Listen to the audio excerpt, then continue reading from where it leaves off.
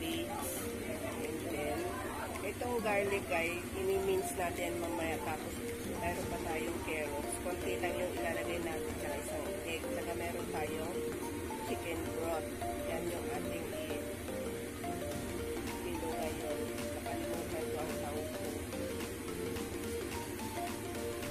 Yan guys, prepare na natin yung ating garlic. I-mince natin yan siya guys ng pino. Yan na guys yung ating garlic. I-mince natin siya. Then yung ating minced pork, lagyan na, imamarinate na natin siya ng oyster sauce. 1.5 tablespoon lang guys, or 2 tablespoon lang ilalagay natin. And then yung ating egg. And lagyan din natin siya ng white pepper.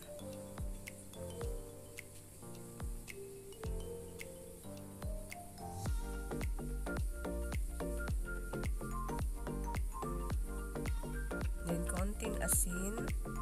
Ano lang yan siya guys, mga half spoon. Sa konting sugar. And then 2 spoon na cornstarch.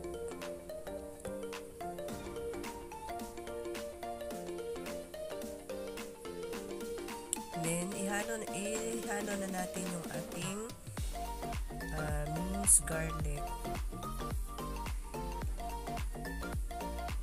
Then guys, and then i-mix na natin yung ating minced pork. Kailangan guys, ma-mix siya ng maayos.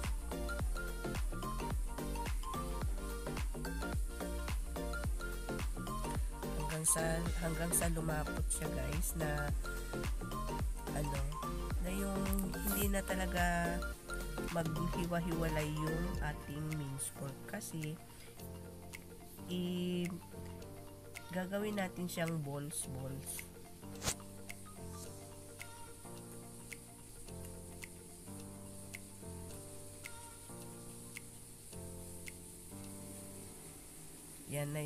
Yan na siya guys, yung ating minced pork. O, di ba? Hindi na siya yung maghiwa-hiwalay.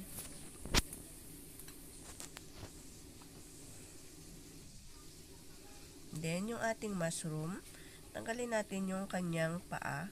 Kasi hindi naman yan kinakain guys. Tsaka isa pa, matigas yan. Yan. Pagkatapos yan guys, i-slice natin.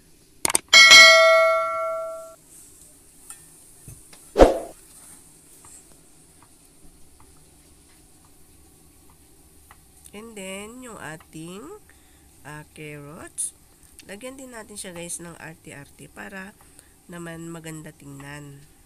Yung parang bulaklak yung design niya.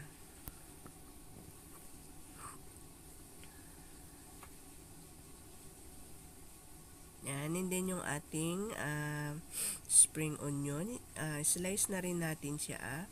Para mamaya guys is naka-ready na siya. Hindi na tayo mag-slice.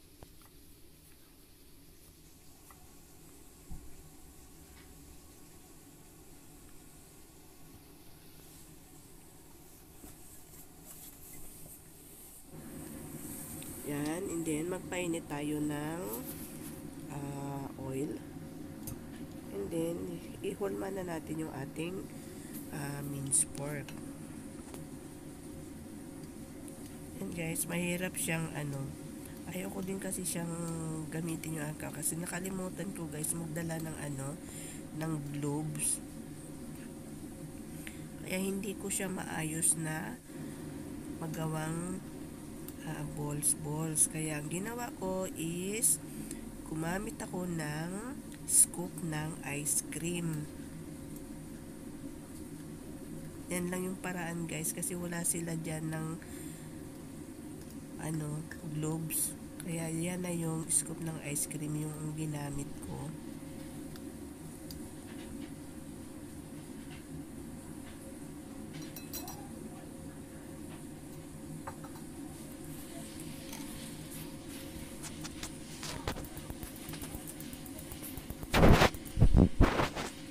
guys, ipa-fry natin yan siya guys ng side by side na hanggang sa mag golden brown.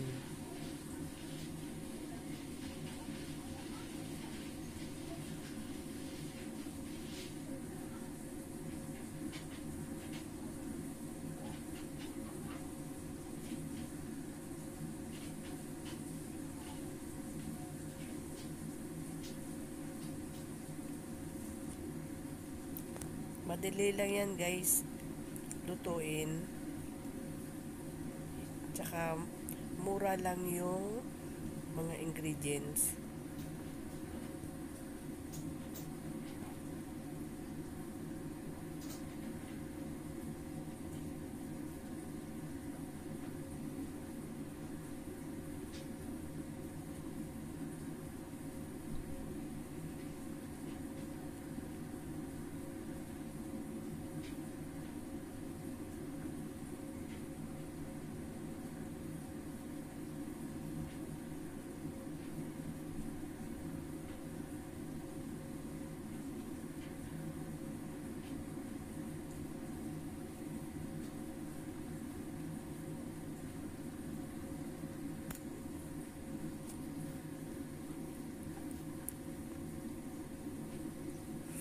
Yan na guys, golden brown na siya.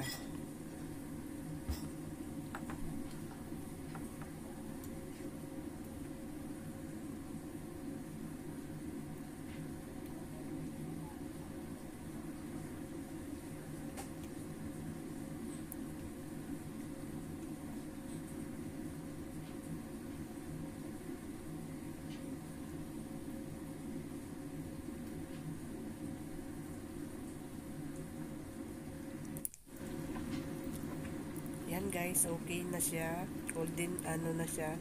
Nag-brown na. So, kailangan na natin siyang tanggalin sa oil. And then, yung ating plate, lagyan natin ng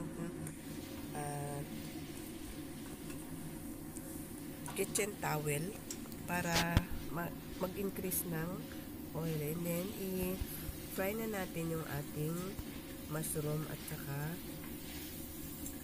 carrots.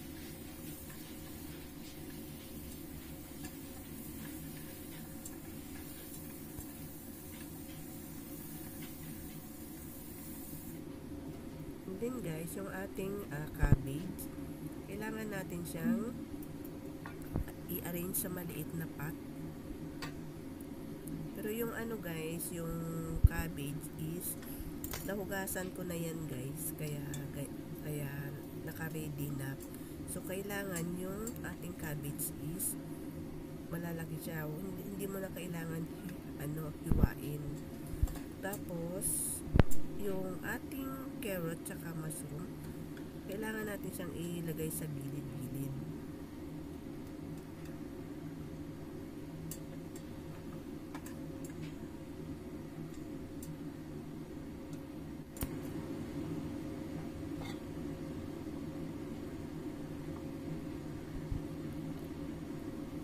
Then guys, yung ating minced pork balls is ilagay natin siya sa gitna. I-arrange natin siya sa gitna para pag binoil natin siya is hindi siya para hindi siya masira at yung ating gulay lang ang maluluto sa ilalim.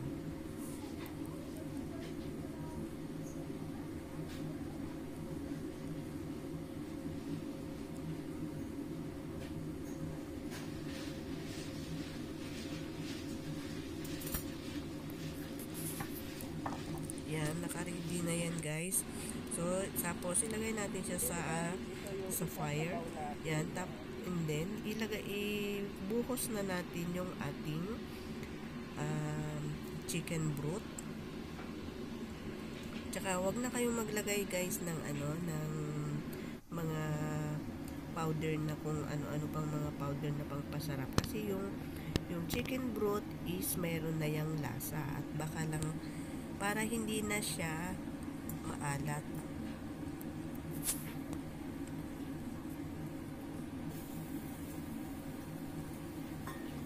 And then, niluto natin siya ng mga 10 minutes lang. Mga 10 minutes lang yan guys na iluluto. Kasi yung cabbage lang naman natin yung lulutuin natin dyan.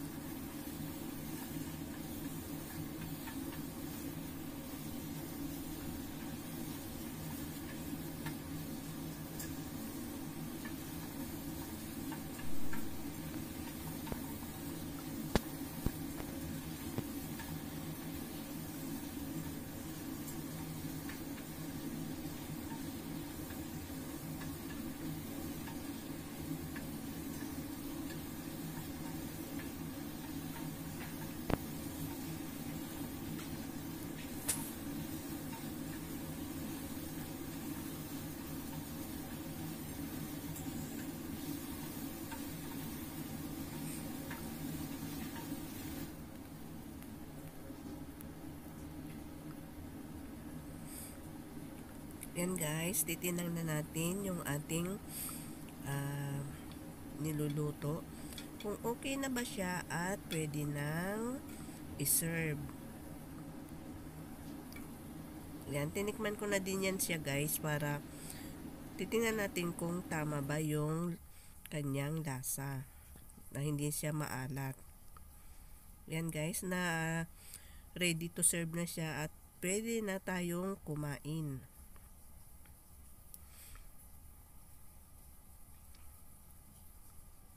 Thank you guys sa mga subscriber ko dyan. Please like, share, and subscribe para lagi kayong updated sa aking mga susunod pang upload.